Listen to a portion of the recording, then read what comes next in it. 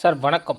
நம்ம இந்த விட எதை பற்றி பார்க்க போகிறோம் அப்படின்னு பார்த்தீங்கன்னா, இந்த குரூப் ஒரு தேர்வு முடிவு வெளியிட்டாங்க ஓகேங்களா. அதற்கான கலந்தாய்வு நடைபெற்றது. அதாவது VAO, junior assistant, bill collector இந்த பதவிகளுக்கு எல்லாமே கலந்தாய்வு நடைபெற்றது. இப்போ ஜனவரி 22ஆம் தேதியிலிருந்து நேற்று வரை 17ஆம் தேதி வரை நடந்தது ஓகேங்களா. அது வரைக்கும் நடந்து முடிஞ்சிச்சு.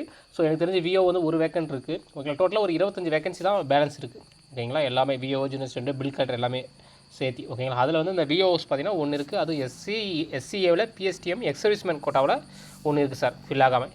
ஸோ அது எப்போ வரும்னா செகண்ட் ஃபேஸ் கவுன்சிலிங் நடக்கும் ஓகேங்களா. அது ஒரு பார்ட், அவ்வளோதான். இப்போ உங்களுக்கு 9ஆம் தேதியிலேருந்து மெமோ ரிலீஸ் பண்ணுறேன்னு சொல்லிட்டாங்க. அது ரிலீஸ் ஆகிடுச்சு. எல்லாமே டைப்பிங்கான மெமோ டவுன்லோட் பண்ணியிருப்பீங்க.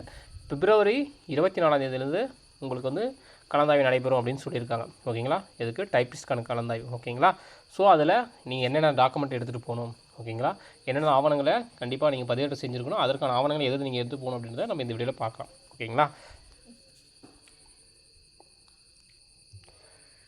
சார் ஃபஸ்ட்டு நீங்கள் என்ன பண்ணணும் அப்படின்னா, மெமோ வந்து டவுன்லோட் பண்ணி அதை பிரிண்ட் அவுட் எடுத்துடணும் ஓகேங்களா. ஸோ உங்களுக்கான மெமோ வந்து கொடுத்துருப்பாங்க, நீங்கள் டவுன்லோட் பண்ணி பிரிண்ட் அவுட் எடுத்துடணும் ஓகேங்களா. அதுக்கப்புறம் உங்களுடைய எஸ்எல்சி மார்க் ஷீட் ஓகேங்களா. அதுக்கப்புறம் 12th மார்க் ஷீட். அதுக்கப்புறம் நீங்கள் யூஜி முடிச்சிருந்தீங்கன்னா யூஜி சர்டிஃபிகேட் ஓகேங்களா. ஓவரால் இருந்தாலும் சரி, இல்லை கன்சல்டேட் கொடுத்தாலும் சரி, நீங்கள் என்ன பதிவேற்றம் செய்தீங்களோ அதை எடுத்துகிட்டு போங்க ஓகேங்களா. அதுக்கப்புறம் சிஓஏ கம்ப்யூட்டர் ஆஃப் ஆட்டோமேஷன் அது முடிச்சிருந்தீங்கன்னா கண்டிப்பாக அதுக்கான சர்டிஃபிகேட் எடுத்துகிட்டு போகணும். டைப்பிஸ்ட் வந்து போத் ஹையர் சார், தமிழ்நாடு இங்கிலீஷோடய ரெண்டுத்துமே போத் ஹையர் கேட்டிருக்காங்க. போத் ஹையர் தான் இப்போ எலிஜிபிலிட்டியே வந்திருக்காங்க நிறைய பேருக்கு ஓகேங்களா. ஸோ மெஜாரிட்டி என்ன பண்ணாங்க, போத் ஹையர் முடிக்க ஆரம்பிச்சிட்டாங்க. ஸோ அதுக்கான சர்டிஃபிகேட் நீங்கள், ஏன்னா நீங்கள் முழுக்க போகிறது டெக்னிக்கல் சர்வீஸ் தான். ஸோ அதனால் டைப்பிஸ்ட்கான சர்டிஃபிகேட் நீங்கள் கண்டிப்பாக இருந்திருக்கணும் ஓகேங்களா. ஸோ அதை நீங்கள் அப்லோட் பண்ணிங்கன்னா கண்டிப்பாக அதை எடுத்துகிட்டு போயிருக்கணும், கண்டிப்பாக நீங்கள் பண்ணியிருப்பீங்க ஓகேங்களா. அதுக்கப்புறம் சார்ட் அண்ட் முடிச்சிருக்கேன் சார் நான். ஓகே, நீங்கள் என்ன அப்லோட் பண்ணிங்களோ அதை எடுத்துகிட்டு போங்க. பட் ஆனால் அவங்க சார்ட் அண்டு உங்களை கன்சிடர் பண்ண மாட்டாங்க ஓகேங்களா. எந்த பதவிக்கு உங்களை கலந்தாய்வுக்கு அனுமதிக்கிறாங்களோ அதற்கான டாக்குமெண்ட் மட்டும் தான் வந்து பார்ப்பாங்க, கேட்பாங்க ஓகேங்களா. சார் எப்படி சார்னா, இப்போ விஓ, ஜூனியர் பில் கலெக்டர்லாம் போகும்போது என்ன பண்ணாங்க அப்படின்னு பார்த்தீங்கன்னா, இப்போ நாங்களாம் போகும்போது நான் VO, junior bill collector and then forest card எல்லாத்தையுமே எலிஜிபிள் என்கிட்ட ஓகேங்களா. பட் ஆனால் எனக்கு விஓ, ஜூனியர் இதில் தான் நான் அதுதான் எடுக்க போகிறேன்னு பிளான் பண்ணியாச்சு. ஸோ அப்படின்னும் போது அவங்க அந்த டாக்குமெண்ட் மட்டும் தான் கேட்டாங்க. நீங்கள் சயின்ஸ் குரூப்பா ஓகே, இல்லை அந்த மாதிரிலாம் எதுவும் எக்ஸ்பெக்ட் பண்ணல. ஏன்னா ஃபாரஸ்ட் கார்டு அதுக்கெல்லாம் பார்த்தீங்கன்னா சயின்ஸ் குரூப் எலிஜிபிள் இல்லைங்களா. சயின்ஸ் குரூப் மட்டும் தான் எலிஜிபிள். ஸோ அதனால் அவங்க அதெல்லாம் பார்க்க கிடையாது. அந்த experience certificate, driving experience certificate, first aid certificate, இது எதுவுமே அவங்க கேட்கவே கிடையாது. 10th 12th கம்யூனிட்டி சர்டிஃபிகேட் ஓகேங்களா. இந்து ரிலீஜியஸ் இருந்தாலும் அது இந்துவான்னு கேட்டிருந்தாங்க, அவ்வளோதானே தவிர மற்றபடி எதுவுமே அவங்க கேட்க கிடையாது. அதேமாதிரி லேப் சயின்ஸ், அந்த ஃபாரன் சயின்ஸ் டிபார்ட்மெண்ட் இருந்துச்சிங்களா, அது லேப் அசிஸ்டன்ட் இருந்தாலே, அதனால் நீங்கள் சயின்ஸ் ஒரு பாடமாக படிச்சிருக்காங்களா அப்படின்னு பார்த்தாங்க. ஃபிசிக்ஸ் கெமிஸ்ட்ரியில் எதனா படிச்சிருக்கீங்களான்னு பார்த்தாங்க, அவ்வளோதான் தவிர மற்றபடி எதுவுமே கேட்க கிடையாது. ஸோ அதனால் நான் என்ன சொல்கிறேன்னா, இப்போ டைப்பிஸ்ட் போகும்போது நீங்கள் டைப்பிஸ்ட்டுக்கான சர்டிஃபிகேட் என்னென்னவோ அதுக்கான ஆவணங்கள் என்னவோ அதை தான் அவங்க கேட்பாங்க ஓகேங்களா. அதுக்காக நான் இந்த எனது போத் வந்திருக்கு சார், நான் ஃபாரஸ்ட் கார்டு வந்திருக்கு, ஃபாரஸ்ட் வாட்சர் வந்திருக்கு, இப்போ நான் மறுபடியும் அந்த எக்ஸ்பென்ஸ் இதெல்லாம் எடுத்துகிட்டு போகலாமா இப்போ அப்படின்னு நீங்கள் திரும்ப கேட்கக்கூடாது. நான் அதுக்காக தான் உங்களுக்கு தெளிவாக சொல்லிட்டேன் ஓகேங்களா. ஸோ இது முழுக்க தட்டச்சருக்கான காலி பண்ணி ஃபில் பண்ண வந்திருக்கு ஓகேங்களா. ஸோ அதை நிரப்புவதற்காக நீங்கள் என்ன பண்ணால் அதற்கான ஆவணங்களை மட்டும் தான் அவங்க கேட்பாங்க ஓகேங்களா. ஸோ அப்போ நான் இதை எடுத்துகிட்டு போகக்கூடாதுன்னா எடுத்துகிட்டு போக வேண்டிய அவசியம் இல்லை. இருந்தாலும் நான் சென்னை போய்ட்டு திரும்ப நான் என்னுடைய சொந்த மாவட்டத்துக்கு வந்து நான் எடுத்துகிட்டு போக முடியுமா, அதனால் பேக்கப்பில் வச்சுக்கோங்க, உங்கள் ஃபைலில் வச்சுக்கோங்க, அது தனியாக வச்சுக்கோங்க. ஆனால் அது கேட்க மாட்டாங்க ஒரு வேலை அப்படின்னு சொல்ல பை சான்ஸ், அதனால் அதை வச்சுக்கோங்க ஓகேங்களா. பட் நீங்கள் மெஜாரிட்டி இந்த சர்டிஃபிகேட் எல்லாமே வச்சுக்கணும் ஓகேங்களா.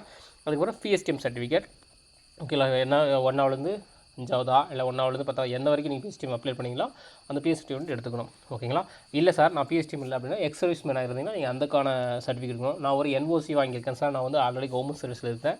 ஸோ நான் என்ஓசி வாங்கியிருந்தேன், அதற்கான சர்டிஃபிகேட் இருக்கணும் ஓகேங்களா. நான் சொல்ல டிஃப்ரெண்ட்லி ஏபிள்ட் பர்சன் அப்படின்னா நீங்கள் அதற்கான ஆவணங்களை அனெக்சர் 6 நினைக்கிறேன் நம்ம நோட்டிஃபிகேஷன் கொடுத்துருப்பாங்க, அதை டவுன் பண்ணி நீங்கள் அதை பிரிண்ட் அவுட் எடுத்து சைன் வாங்கியிருக்கணும் ஓகேங்களா. சார் நான் விதவை அப்படின்னா அதற்கான சர்டிஃபிகேட்டை நீங்கள் எடுத்துகிட்டு போகணும் ஓகேங்களா. எந்த ஸ்பெஷல் கேட்டகரி வரீங்களோ அதை நீங்கள் எடுத்துகிட்டு போகணும், புரியுதுங்களா. சரிங்க சார். அதே மாதிரி சொல்கிறேன், இந்த டாக்குமெண்ட்லாம் கம்பல்சரி இருக்கணும், புரியுதுங்களா சார். இப்போ வந்துட்டு ஒரு 2-3 நாளில் 3-4 நாளில் மேக்ஸிமம் போயிடும். கவுன்சிலிங் 5 நாளுக்குள்ளார ஃபில் ஆகிடுன்னு நினைக்கிறேன் டைப்பிஸ்ட் ஓகேங்களா. ஸோ அதுக்குள்ளே இப்போ கமெண்டில் வந்து உடனே என்ன பண்ணுவீங்கன்னா, சார் நான் வந்துட்டு இந்த ரேங்கில் இருக்கேன், எனக்கு கிடைக்குமா அப்படின்னு கேட்பீங்க. சார் என்னால் நான் மறுபடியும் அதை சொல்ல விருப்பப்படல, அதை யாரும் கேட்காதீங்க தயவு செஞ்சு ஓகேங்களா. நான் ஆல்ரெடி நம்ம இந்த டைப்ஸில் இந்த ரேங்கில் இருக்கிறவங்களுக்கு கண்டிப்பாக கிடைக்கும் அப்படின்னு நான் வீடியோ சொல்லியிருக்கிறேன் ஓகேங்களா. அந்த ஒரு கட் ஆஃப் இஷ்யூ போட்டிருக்கேன் நம்ம ரிசர்வேஷன் படி. நம்ம தமிழ்நாடு கவர்மெண்ட் அது 69% ரிசர்வேஷன் ஃபாலோ பண்ணுறாங்க. அதன் அடிப்படையில் பிசிக்கு எவ்வளோ எம்பிசிக்கு எவ்வளோ இந்த ரேங்க்குள்ளே இருந்தால் நீங்கள் சேஃப் அப்படின்னு நான் சொல்லியிருக்கேன் சார். அதன் அடிப்படையில் நீங்கள் இருக்கீங்களான்னு மட்டும் பாருங்கள் ஓகேங்களா.